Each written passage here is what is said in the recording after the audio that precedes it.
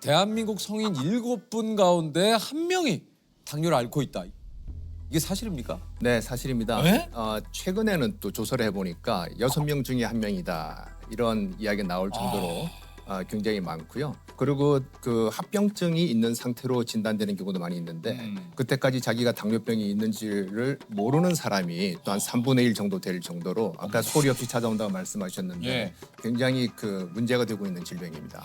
도대체 당뇨가 어떤 병인가? 네. 이게 말 그대로 당이 우리의 있다. 소변에 당이 있다 그런 예, 얘기입니까? 정확합니다. 그러니까 소변에 당이 있는데 소변에 당이 있으려면은 혈액 중에 포도당 농도가 올라가 있어야 돼요. 그러니까 정상보다 높으면 소변으로 빠져나오게 되는데 그래서 당뇨병이라고 이렇게 부르고요. 기원 5세기경에 인도에 화타와 편작이라고 불리는 의사들이 있어요. 유명한 네네네. 사람이. 이분들이 당뇨 환자의 소변을 처음으로 찍어 먹어봤어요. 예. 달더라.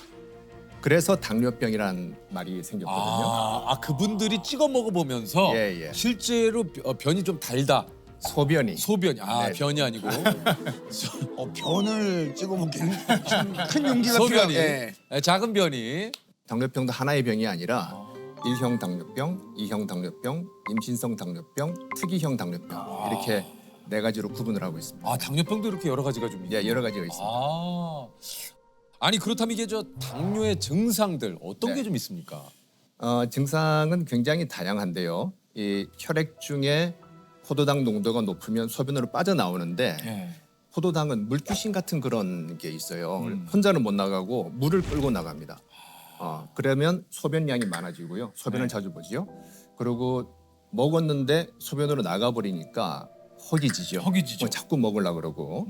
그리고 물을 또 많이 마시게 되는. 또 물을 마시는. 이걸 우리가 삼다증이라 그래서 다뇨, 다음, 다식 이렇게 부르고 있고요. 그리고 체중이 잘 먹는데도 빠지는 그런 증상이 있습니다. 그 화장실에 좀 자주 가는 분들 있잖아요. 네. 그분들도 약간 그게 뭐 다 그런 건 아닌데요. 아니죠. 다 그런 네. 물을 많이 먹어서 자주 가시는 분이 계시고. 조셉이 지금 예. 화장실 자주 간다는 거 얼굴이 좀 어두워졌는데. 네. 왜냐면 제가 네. 꼭 중간에 일어나서 네. 화장실을 제가 네. 다녀오거든요. 예. 그게 습관성인 건지 이게 좀 걱정이 돼서 아마 네. 주무시기 전에 물을 많이 드실 가능성이 있을 것 같아요. 예. 네. 그렇긴 하네요. 네. 네, 네. 그러니까 요즘에는 저보다도 후배들이 있거든요. 막 30대 초반 친구들. 네. 이 친구들도 당뇨 아니 증상이 있다고 하더라고요. 진짜 우리 조셉도 네. 지금 얘기한 대로 사실은 요즘 20, 30대 젊은 분들도 네. 당뇨가 있다고 하더라고요. 젊을 때 당뇨병에 걸리면 오랜 기간 고혈당에 노출되면서 시력 상실이나 콩팥병 등 합병증 발생 위험도 그만큼 커진다는 겁니다.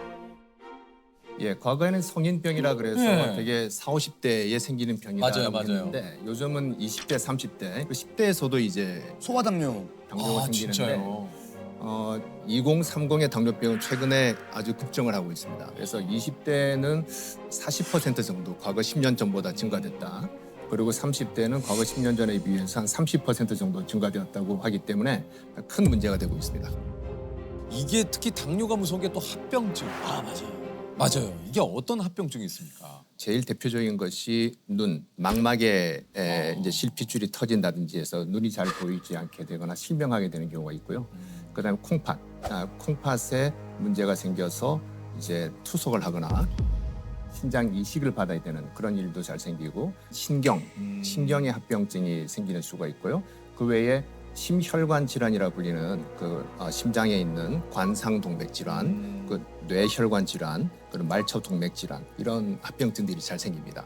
합병증 얘기 들으니까 갑자기 또 가슴이 예. 철렁 내려앉는 게 이게 막 이게 아니 이게 어떤 증상이 있을 때 당뇨를 의심할 수 있는지 한번 체크를 한번 해보도록 하겠습니다.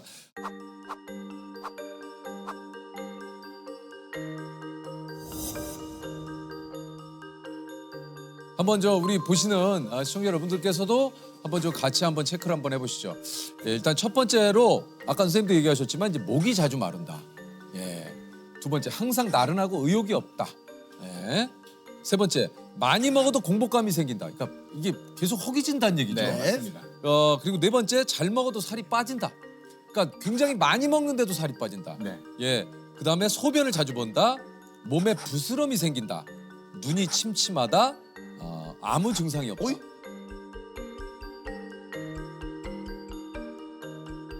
아무 증상이 없는데도 이거 체크해야 됩니까?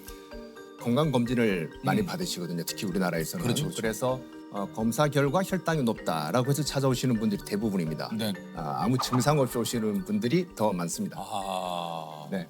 당뇨가 유전이다. 예, 이런 얘기가 또 있지 않습니까? 이게 이제 네. 우리 부모님이 당뇨라 난 좀 조심해야 돼. 이런 얘기들도 좀 주변에서 많이 하시고 어떻습니까? 이게 100% 유전입니까? 우리 당뇨병 중에서 제일 많은 거는 2형 당뇨병인데 2형 당뇨병 같은 경우는 부모님 한쪽이 당뇨병이 있으면 내가 당뇨에 걸릴 위험이 2배가 증가가 돼요. 그리고 두 분이 다 당뇨가 있으면 거의 한 4배 정도까지 증가될 수 있기 때문에 유전적인 성향은 강하다라고 말할 수 있고요. 하지만 조선시대나 지금이나 우리 유전자는 크게 변하지 않았어요. 네. 과거에도 당뇨병 관계된 유전자가 있었는데 당뇨가 없었기 때문에 환경적인 요인이 강하다. 이전에는 다 걸어 다녔는데 지금은 자동차를 이용하고 계단도 에스컬레이터나 맞아요. 엘리베이터를 이용하잖아요. 심지어 헬스클럽 가면서도 에스컬레이터 타고 올라가세요. 네, 그런 건물 그렇기 있죠. 때문에 확실히 당뇨는 팔자가 아니라는 거죠. 환경적 요인이 강하고 권총의 비유를 든다면 우리가 당뇨병 유전자를 가지고 있는 사람은 총알이 장전이 돼 있는 사람이에요. 당뇨병 유전자가 없는 사람은 그 총알이 장전이 안 돼 있고 하지만 방아쇠를 당기는 거는 본인입니다. 그러니까 식이 요인 그리고 운동을 잘 안 하게 되는 그런 생활 습관에 따라서 그 방아쇠를 당기는지 아니느냐가 결정되기 때문에 우리가 뭐 집안에 당뇨병이 있다고 해서 너무 실망하지 마시고 잘 노력하시면 방아쇠를 안 당길 수가 있는 거죠. 코로나19 확산으로 활동량이 줄고 배달 음식 등 기름진 음식 섭취가 늘어나며 비만 인구가 늘어난 게 큰 영향을 미친 것으로 보입니다. 아니, 그러니까 저 당뇨와 또 비만의 또 좀 이 연관성 네. 어떻습니까? 아주 밀접한 연관이 있습니다. 그래서 여러 가지 그 비만과 동반된 그 인슐린 저항성이라는 게 있는데요. 인슐린 저항성이라는 거는 그 인슐린이 만들어지긴 하지만 작용을 잘 못하는 상태인데 비만, 특히 복부 비만이 있을 때 그때 인슐린 저항성이 증가되는데요. 그러면 인슐린은 나오긴 하지만은 작용이 떨어져 있는 거죠. 예, 그래서 혈당이 올라가고 다른 합병증들이 잘 생깁니다. 마른 사람은 또 그렇다고 당뇨병에 안 걸리느냐? 이건 어떻습니까? 비만은 인슐린 작용의 문제인 인슐린 저항성과 관계되고 마른 사람이 생기는 당뇨병은 인슐린 분비가 잘 안 되는 거예요. 그렇기 때문에 마른 사람임에도 불구하고 당뇨병은 생길 수는 있습니다. 네.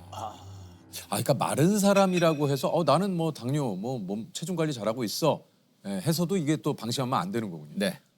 이게 좀 그 당뇨를 피할 수 있는 한편으로는 또 좀 잘 다스릴 수 있는 식습관 이게 좀 어떤 음식을 좀 먹어야 됩니까?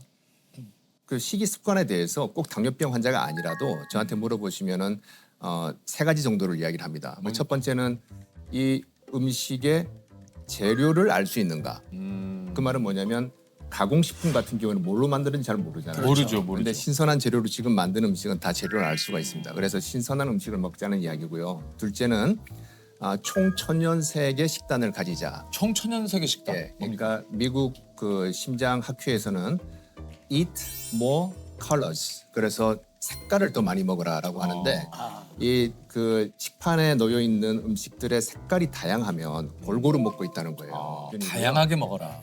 라면 같은 경우에도 어떻게 드세요? 이렇게 그냥 끓여 드시면 그냥 벌겋게 보이잖아요. 근데 파 송송 계란 탁만 하더라도 좀 색깔은 더 건강해 보이는 그런 부분이기 때문에 다양한 색채를 먹는다는 거는 뭐냐면 한 가지 영양소, 한 가지 성분에 국한되지 않고 골고루 먹게 된다는 의미가 되겠습니다. 그다음에 세 번째는 삼백, 3가지 흰색을 좀 줄이자라고 하는 건데요. 흰설탕, 흰소금, 흰쌀밥 이 정도, 그러니까. 혹은 흰 밀가루, 그 정도를 추천드리고 있습니다. 하얀 게 맛있어요. 맛있죠? 근데 그 300을 줄여야 되네요. 네, 그죠? 네. 집에서 흰쌀 거의 안 드시고 현미나 잡곡을 예, 저는 현미하고 잡곡을 해서 먹습니다. 네. 예, 그것도 심지어는 어떤 분들은 또 속에서 안 받는다는 분이 계시기 맞아요, 때문에 맞아요. 그럴 때는 백미를 드셔도 괜찮은데 양을 좀 줄이시라고 줄이고. 이렇게 말씀을 드리죠. 네. 이제 300, 뭐 이제 이걸 얘기를 좀 하셨는데 모든 음식이 거의 설탕이 진짜 많이 들어가잖아요. 이게 좀 그 설탕과 당뇨의 연관성은 어떻습니까?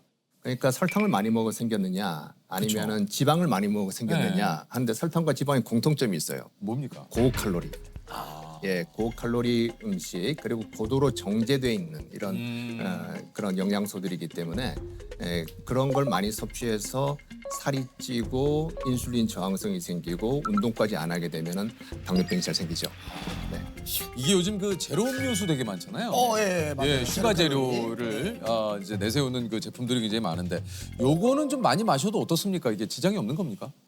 단기적으로는 그 체중 조절에도 도움이 돼요. 도움이 되고 혈당 조절에도 일부 도움이 되는데 장기적으로 봤을 때는 그렇지 않다라는 거고요. 또 반대의 연구 결과도 있습니다. 뭡니까? 먹었더니 더 살이 더 찌고 더 안 좋더라 하는 그런 연구 결과들이 있는데 주변에 아마 다이어트 음료 드시는 분들 한번 살펴보시면 좀 독특한 행동을 발견할 수가 있어요. 예를 들어서 햄버거 집에 갔습니다.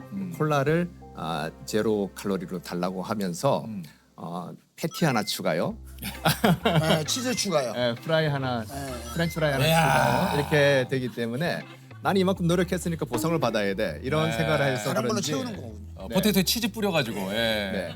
네. 그러니까 건강을 위해서 설탕을 좀 줄이기 위해서 제로 음료를 찾지만 그거보다 더 네. 많은 음식을 시켜서 이 제로를 선택한 의미를 퇴색시키니까 네. 별 의미가 없다.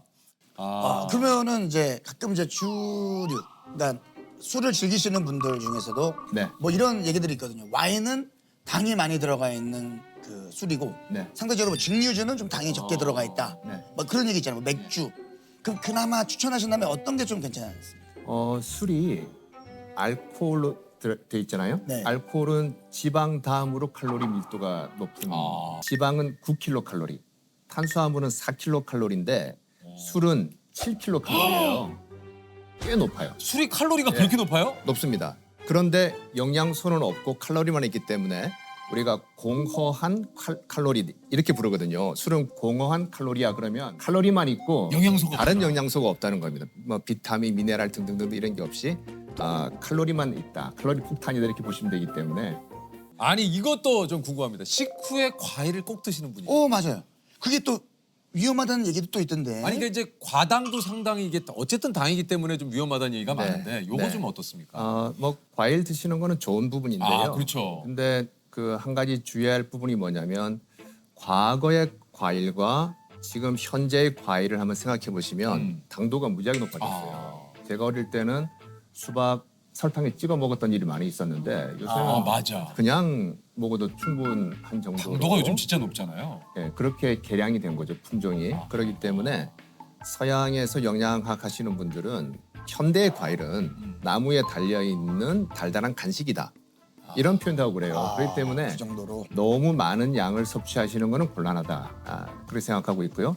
당뇨병 환자들께서는 혈당을 측정해보고 그 양을 가늠하시면 돼요. 드시지 말라는 게 아니라. 그래서 일반적으로는 그 음식점에 가셔서 식사하고 나올 때 후식 나오잖아요. 그 정도. 뭐 그 정도 드시는 거는 큰 무리는 없는 것 같습니다.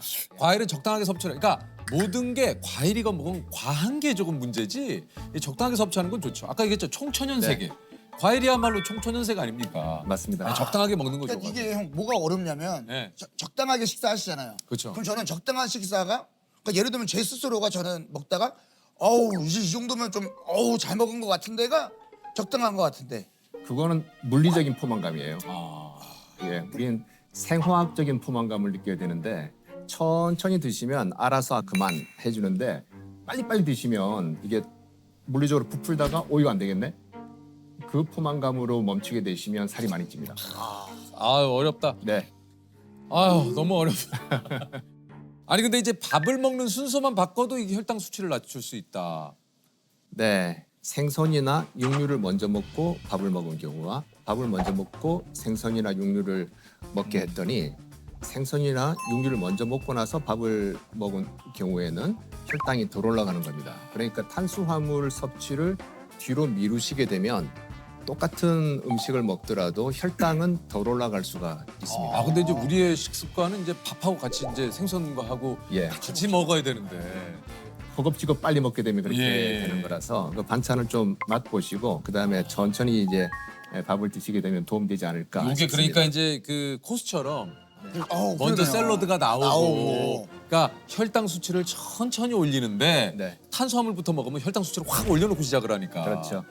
아. 그래서 제 환자 중에 어떤 분은 그 코스를 드시는 순서대로 가면 좋긴 좋은데 처음에 식전 빵을 주는 데가 있어요. 맞아요, 맞아요. 그건 나중으로 미루는 분들 그걸로 또 계세요. 배 채우죠. 아. 예. 빵 좀 더 주실래요? 네, 죄송합니다. 빵 주시고 네. 먹고. 잼에다 찍어 먹고. 네. 네. 빵 추가됩니까? 네.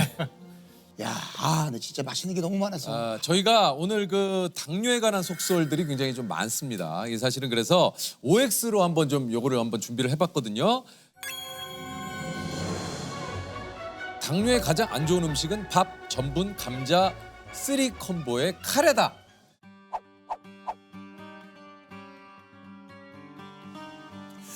이거는 제가 조금 헷갈려서 이렇게 세모입니까? 하고 싶은데요. 그 전분이 많이 들어가 있는 거는 이제 혈당을 올리는데 문제가 될 텐데 카레는 인도를 중심으로 해서 많이 연구가 됐어요. 그 카레를 만드는 성분 중에 하나 강황이 있는데 맞아요. 강황에 컬큐민이라고 하는 성분이 있는데 이건 오히려 당뇨병을 예방하는 효과가 있다라고 이야. 하기 때문에 카레를 드실 때 너무 전분을 많이 넣게 되면은 이제 그 자체는 나쁠 수 있지만 카레 그 자체는 크게 문제는 없지 않나라고 보고 있습니다. 왜냐면 술 먹고 그 다음날 카레가 해장에 되게 도움이 많이 되거든요. 그게 그 강황이 들어있어가지고. 해장에 대해서는 제가 연구를 죄송합니다. 조셉이 좀 그 식당을 많이 다니기 때문에 네. 카레식 전문 식당 갔었어요? 아니 뭐 카레 전문식당 가면 숙취해서 그러기보다 이제 강황이 몸에 좋다. 강황이 네, 몸에 강황. 좋다. 다음입니다. 가족력이나 비만 없이 갑작스럽게 발달한 당뇨는 췌장암의 신호이다. 오? 네.